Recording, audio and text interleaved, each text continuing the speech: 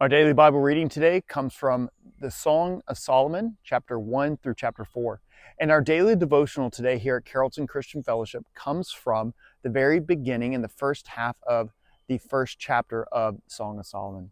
Now, with the Song of Solomon, this is a song written from the groom to the bridegroom, from Solomon to his bridegroom. Now, with this book of the Bible, this is a book of the Bible that many have thought over the course of time and the course of history that it perhaps is not literal, but is an illustration of something for something else. That primarily it is an illustration of something, but it is not literal. With the earliest rabbis would teach that this was an illustration of God's love for Israel. And the early church writers would write that this was an illustration of God's love for the church. But what we see with this Song of Solomon, nothing suggests that this is anything but literal, that this is not a literal book or a literal song written from the groom to his bride. And so that is something very important that we must go forward in. And understanding that the Song of Solomon is literal first, but also because God does use the marriage relationship as an illustration between God and his people. So first and foremost, we must always realize and recognize that this is a relationship between a man and a woman. And that we have to first acknowledge that what proper relationship between a husband and wife and the proper courtship and also the proper marriage relationship between a man and a woman.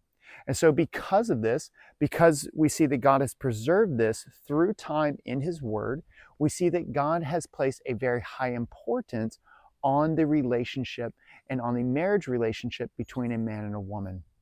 And so we must first see this as what it is, that it is literal, that it is not just an illustration. And then once we recognize and realize that this is literal, we can then look and see how this is an illustration between the relationship between God and man. And first and foremost, we see that how this is an illustration between God and his people is first love. Love between God and his people, that God loves his people and that people love him.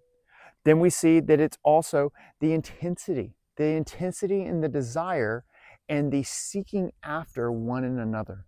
That the Lord has sought after his people, that the Lord has sought after all of us, that he relentlessly seeks and pursues after us and to make us righteous before him so that we can have a relationship with him.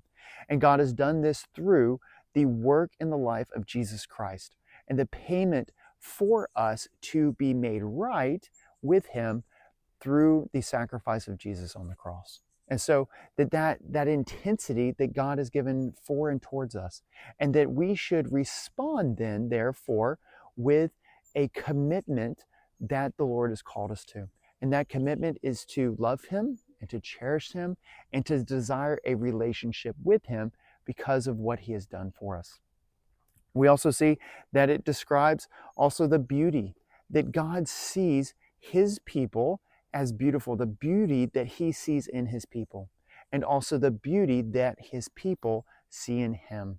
And so because we see first and foremost that this is a literal relationship between a man and a woman, we can then see secondly that this is an illustration between God and his people.